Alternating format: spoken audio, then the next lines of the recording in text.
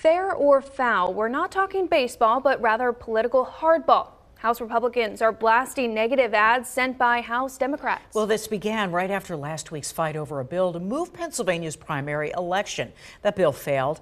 As Dennis Owens report, though, it may have succeeded in giving Democrats ammunition in this political war. There was screaming Wednesday night.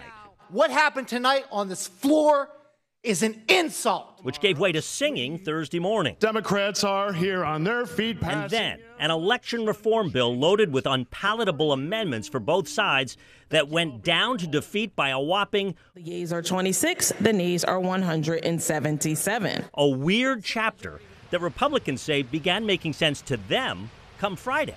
After seeing some of the text messages that have been sent today, it makes me think that it was all for politics. Negative texts targeting several House Republicans like Kristen Marcel sent by the House Democratic Campaign Committee, blasting them for their votes on that election bill. How they wasted not only our time in voting, but the people of the Commonwealth's time on purely political votes. Especially egregious, Marcel says, a text ripping Philly Republican Martina White for voting against voter ID. Fact is, White supports voter ID, but voted no because of those other amendments. Fact is, by and large, it's the Democrats that don't support voter ID. So aren't all those texts disingenuous?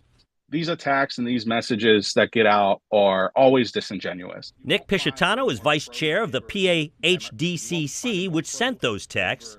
He calls himself proudly pro-labor. Do you know how many texts and postcards I've got in my mailbox from dark money groups that say that I hate working people? It's all disingenuous. Do you understand how all that disingenuousness just turns the average voter off?